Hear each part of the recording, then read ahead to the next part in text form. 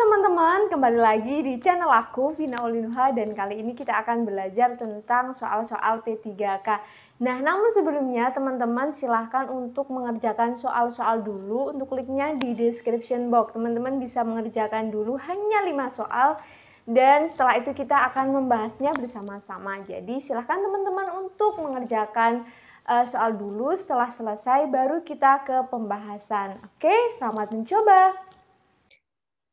Nah, teman-teman, ini adalah link dari soal PPPK materi sosiokultural, yaitu intinya itu tentang bagaimana berhubungan dengan orang lain, seperti itu. Namanya aja sosio ya.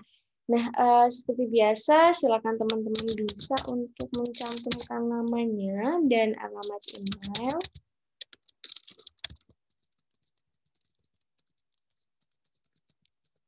Kemudian kita langsung latihan soal, dan soalnya itu hanya 5 ya, jadi gampang banget. Kita langsung eksekusi ya. Nomor 1, yang termasuk dampak negatif akibat keberagaman budaya, kecuali itu yang tidak. Kalau di sini ada dampak negatif, dan di sini kecuali, berarti jawabannya adalah positif. Teman-teman cari yang jawabannya itu positif gitu. Menimbulkan konflik itu negatif, sebagai alat bersatunya masyarakat lalu beda agama, bisa jadi ya karena ini positif. Menimbulkan krisis itu negatif. Menimbulkan konflik. Jadi jawabannya adalah B. Gampang banget kan teman-teman? Jadi tipsnya dari aku ketika ada kata kecuali gitu atau yang bukan, itu langsung disetting di otaknya teman-teman. Oh, yang bukan berarti yang bukan gitu di otaknya. Terus kalau ini dampak negatif, oh berarti dampak negatif kecuali, kan berarti kebalikannya, berarti positif. Misalnya ada jawaban, misalnya ada jawaban B sama D itu positif, misalnya ini hal yang positif lainnya. Kemudian bagaimana cara kita memilihnya? Teman-teman silahkan memilih yang sesuai dengan apa yang dimau sama soal. Berarti nanti yang berhubungan sama keberagaman budaya. Jadi nanti di antara dua jawaban itu yang paling dekat atau paling sesuai dengan soal itu yang mana gitu ya. Jadi dibandingkan antara 2 atau 3 jawaban yang membingungkan dan disesuaikan sama soalnya. Hal ini jelas ya sebagai alat bersatunya masyarakat walaupun berbeda agama. Next, setiap hari Anda selalu datang paling pagi, tiba di kantor. Yang Anda lakukan adalah membuat rencana kerja itu, bisa jadi mengerjakan pekerjaan yang tertunda kemarin, bisa jadi membaca koran,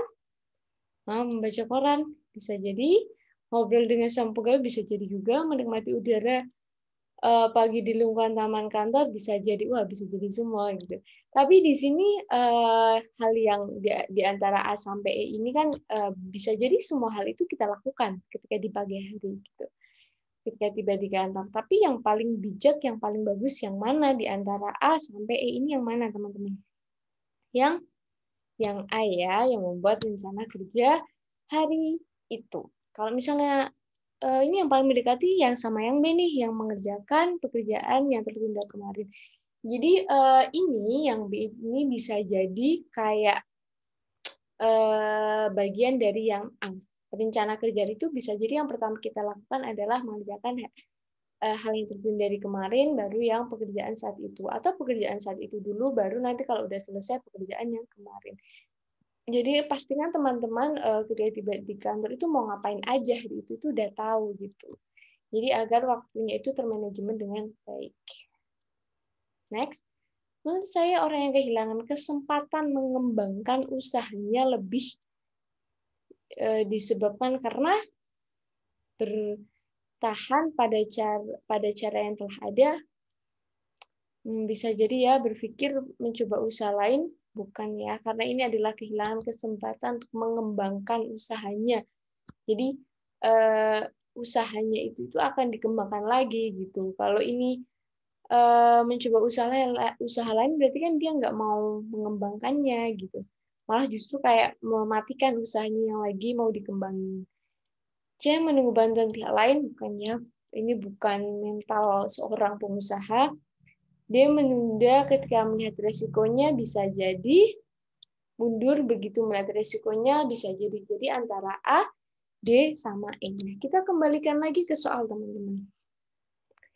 Menurut saya orang yang kehilangan kesempatan berarti dia mau ada kesempatan tapi dia nggak diambil gitu untuk mengembangkan usahanya. Kalau kita yang lihat A, bertahan pada cara yang telah ada ini dia itu nggak tidak berhubungan dengan kesempatan ya, tapi dia kok itu kayak mikir oh kok usahanya nggak maju-maju gitu. Nanti dia bisa mengkoreksi oh mungkin karena aku masih pada cara yang konvensional gitu, bukan pada adanya kesempatan. Tapi kalau yang berjalan pada cara yang telah ada ini, mungkin dia nanti masalahnya itu bukan di kesempatan untuk mengembangkannya, tapi usahanya dia yang tidak maju-maju, tidak berkembang gitu, tidak berhubungan dengan kesempatan. Karena di sini kata kuncinya ada kesempatan. Berarti dia itu kayak kesempatan itu kan kayak ada sesuatu yang tiba-tiba itu momen tertentu gitu ya. Kalau A ini bisa jadi masalah, cuman dia itu nanti problemnya ke usahanya yang stuck di situ aja gitu. Kalau menunda sama mundur itu hal yang kalau menunda kan bisa jadi dia besok mau ambil gitu. Jadi di sini ketika orang kehilangan kesempatannya itu yang lebih fatal itu karena kebanyakan orang itu takut resikonya karena terlalu besar gitu. Misal kayak aku punya usaha jual tas gitu, pabrik tas. Kemudian ada tawaran dari luar negeri gitu, mau kerja sama enggak gitu. Tapi kan resikonya gede banget tuh, karena kita harus modalnya tambah, investornya juga tambah, terus juga rawan penipuan juga. Jadi mungkin untuk orang-orang tertentu yang kayak mentalnya masih sedikit, masih kecil itu kan, ih aku takut nih resikonya besar banget gitu. Jadi dia kan usahanya nggak akan berkembang internasional, hanya stuck di lokal aja. Gitu teman-teman. Next, nomor 4. Faktor geografis yang dapat mengilhami perkembangan budaya adalah, di sini kata kuncinya adalah faktor geografis, teman-teman. Yang namanya geografis itu berhubungan dengan tata letak. Berhubungan dengan apa ya, kenampakan bumi gitu loh. Letak sesuatu gitu. Berarti intinya kenampakan bumi gitu. Nah, di jawaban A sampai E yang berhubungan dengan kondisi bumi gitu kan, itu yang mana? Yang mana teman-teman? Yang E ya. Jadi kebanyakan orang itu nanti kejebaknya di perkembangan budaya ini. Nanti mungkin yang mengilhami atau yang kayak memicu adanya perkembangan budaya nanti bisa di sini. Ide seseorang untuk menciptakan sesuatu ini juga bisa jadi dia itu ide untuk mengembangkan budaya itu bisa gitu. Cuman di sini karena yang ditanyakan faktor geografis berarti dia lebih ke tata letak suatu daerah ke daerah yang lain gitu. Mungkin daerah sini sama daerah desa lain itu udah beda kebudayaan atau provinsi deh yang jelas. Provinsi ini sama provinsi sana itu mungkin beda. Terus ada kayak akulturasi gitu loh, karena berdekatan jadi ada budaya yang kayak jadi satu gitu. Nah, itu menyebabkan atau mengilhami perkembangan budaya yang disebabkan oleh faktor geografis. Jadi teman-teman harus cari kata kuncinya dan harus memahami apa yang dimau sama soal. Itu adalah kuncinya. Nomor 5, dalam proses internalisasi budaya, institusi yang berperan menampilkan pondasi nilai dan norma. Ayo teman-teman. Dalam proses internalisasi budaya, institusi yang berperan menampilkan pondasi nilai yang mana teman-teman? Pemerintah, masyarakat, sekolah, agama, keluarga ya. Nah, karena ini ada kata institusi yang menjadi pondasi untuk memberikan nilai-nilai dan moral yang baik terkait kebudayaan, berarti yang C ya, bukan keluarga teman-teman. Sorry, keluarga yang E ya. Karena di sini kata kuncinya itu institusi, sedangkan sekolah itu bukan institusi, ya, bukan kelembagaan teman-teman. Jadi jangan sampai terkecoh dengan seperti ini. Jadi silakan untuk benar-benar memahami soal dengan baik gitu. Apa sih yang dimau sama soal itu teman-teman harus tahu dulu ya. Nah, setelah itu karena ini yang dimau institusi, berarti sekolah. Kalau pemerintah kan udah hasil dari sekolahnya ya.